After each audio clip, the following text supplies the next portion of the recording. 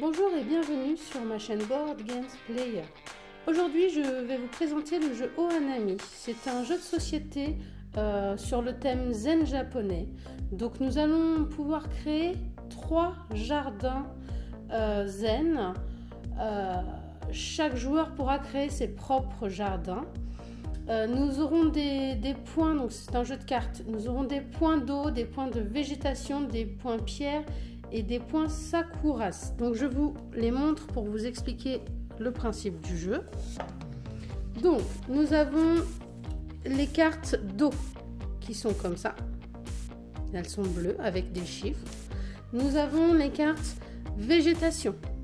Donc là elles sont vertes. Alors, si je la prends à l'endroit, ça sera mieux. Nous avons les cartes pierre. Donc elles sont grises, les cartes pierre. Et les dernières, nous avons les cartes sakuras. Sakuras, elles sont roses. Voilà. Donc nous avons 4 sortes de cartes. Nous allons commencer la partie. Donc peu importe le nombre de joueurs que vous êtes, c'est un jeu qui se joue, j'ai oublié de préciser. Donc c'est un jeu qui se joue de 2 à 4 joueurs. Les règles ne changent pas. Nous allons distribuer à chaque joueur 10 cartes. Donc là, je fais comme si, je vous fais la présentation comme si nous étions 3 joueurs. Voilà, donc chaque joueur va regarder ses cartes et il va en choisir 2 parmi ses cartes. Sur ces cartes se situent des numéros. Les numéros vont de 1 à 120.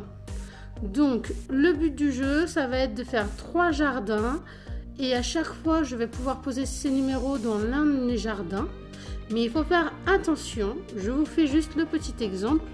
Si par exemple j'ai posé dans un de mes jardins ça, comme ça, vraiment le petit exemple classique, 1 comme ça, et que j'ai à poser par exemple ces 2 cartes là, la carte 40 je pourrais très bien la poser ici parce qu'elle est plus petite que 74, mais par contre je ne pourrais pas aller la glisser entre le 12 et le 116. Et la carte 109, donc je ne peux pas la glisser ici. Je ne peux pas la mettre derrière parce que 109 c'est plus petit que 116. Je ne peux pas la mettre devant parce que c'est plus grand que le 12. Là pareil, je ne peux pas la glisser au milieu et les chiffres ne correspondent pas. Il me reste la possibilité de créer mon 3e jardin.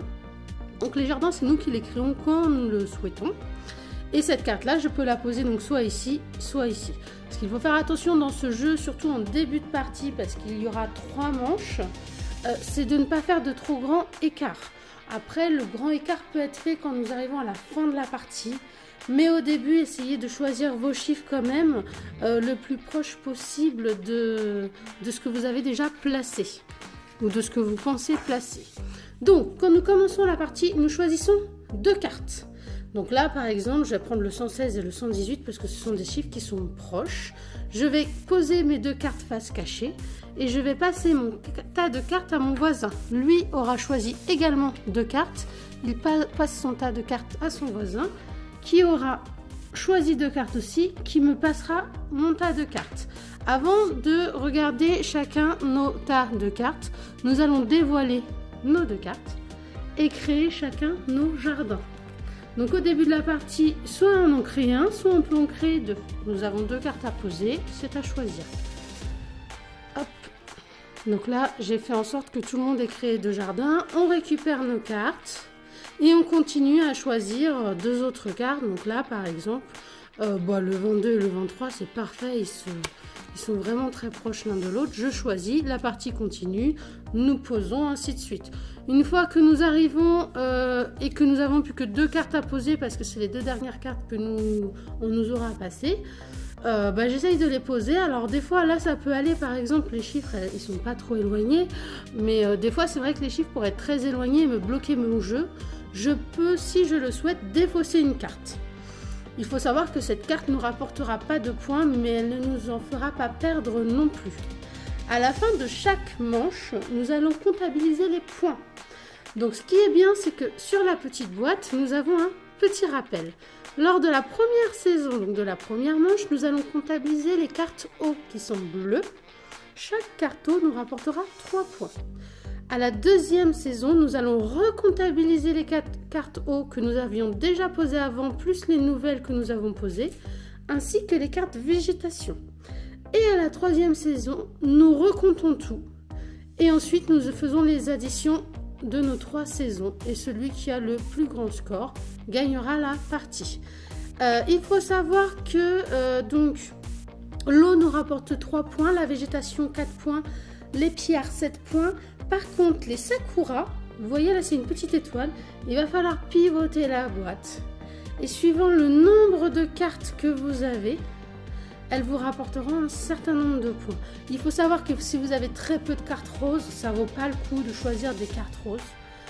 Parce que vous n'aurez pas beaucoup de points. Par contre, si vous voyez que vous pouvez en poser vraiment beaucoup, alors là ça vaut le coup parce que là, ça peut vous rapporter jusqu'à 120 points.